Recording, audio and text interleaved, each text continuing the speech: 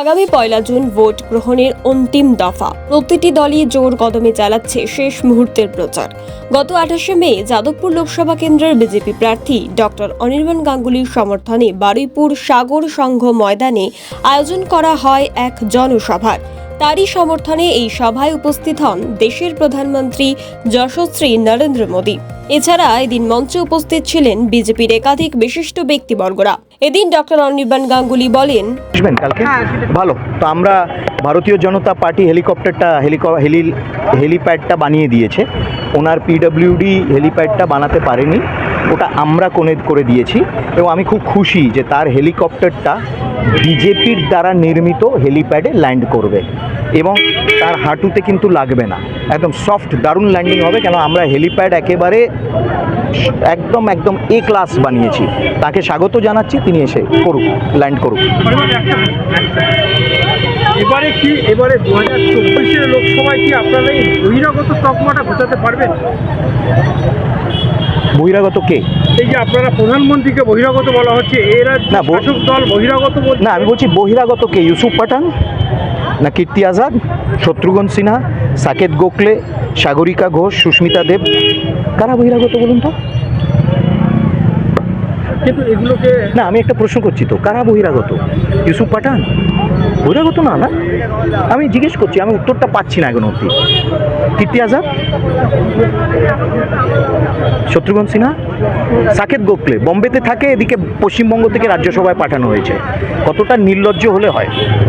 বাঙালি এখানে তৃণমূলের ঝান্ডা বাঁধছে, ঝান্ডা তুলছে, মমতা ব্যানার্জি জিন্দাবাদ করছে, ভাইপো জিন্দাবাদ করছে, সারা জীবন জিন্দাবাদ করে 25 বছর কাটিয়ে দিল, তাদের ঠাঁই হলো না রাজ্যসভায়। লুইজিনো ফালেরোকে গোয়া থেকে পাঠাচ্ছে। একটা প্রশ্ন করছে শাসক দল যে বিজেপি আগে বুথ স্তরে তাদের একজন করে এজেন্ট বসানোর ক্ষমতা দেখায়, তারপরে ওরা বাংলা জেতার কথা ভাবছে। তাদের চিন্তা করতে হবে না, আমি বলবো বুথ স্তরে তাদের গুন্ডাগুলোকে 1 মিনিটের জন্য বার করে দিক না তৃণমূল কংগ্রেস, তারপর আমরা দেখে নিতে পারি। এক মিনিটের জন্যে পুলিশ সরিয়ে দিক, 1 মিনিটের জন্যে তৃণমূল কংগ্রেসের যে হারমাদরা রয়েছে তাদেরকে 1 মিনিটের জন্য সরিয়ে দিক, দেখে নেব। সব থেকে বেশি সিআরপিএফ বা সেন্ট্রাল বাহিনী ইলেকশন বাঁচাতে পারবে না। ইলেকশন কমিশনের দায়িত্ব, ইলেকশন কমিশন অভিজিৎ বাবুকে নোটিশ দিচ্ছে, ইলেকশন কমিশন প্রধানমন্ত্রীকে নোটিশ দিচ্ছে, সুকান্ত বাবুকে নোটিশ দিচ্ছে।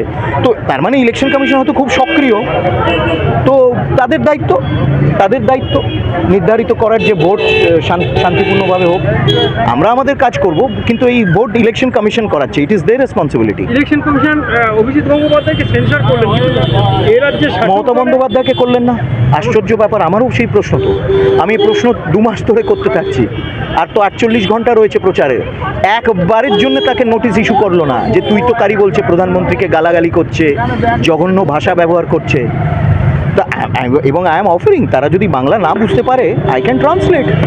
কারণ আমি দিল্লিতেও তো কাজ করি, এখানেও করি, আমি বাংলা থেকে হিন্দি, মোটামুটি বাংলা থেকে ইংরেজি তর্জমা করতে পারি ইলেকশন কমিশনের জন্য। এত দুর্নীতি, আপনারা ভোটের আগে অনেক ইস্যু পেলেন, সন্দেশখালী থেকে, স্বাস্থ্য থেকে, শিক্ষা থেকে, রেশন থেকে একাধিক দুর্নীতি সামনে আসলো, কতটা মানুষের কাছে পৌঁছাতে পারলেন সেটা? ভালোভাবে পৌঁছেছি, কোনো চিন্তা নেই। মোদিজি প্রধানমন্ত্রী হচ্ছেন তো আরও বেশি সংখ্যাগরিষ্ঠতা নিয়ে, ওই জন্য মানুষের কাছে আমরা পৌঁছেছি বলে তিনি আমাদের পাঠিয়েছেন, এবং এটা পরিষ্কার যে তিনি প্রধানমন্ত্রী হবেন। অনেক সিট পাওয়া যায়, তো বললেন তো, আস্তে আস্তে বাড়ছে। আপনি আশাবাদী? একদম 100%। Bureau report, D Bangla news.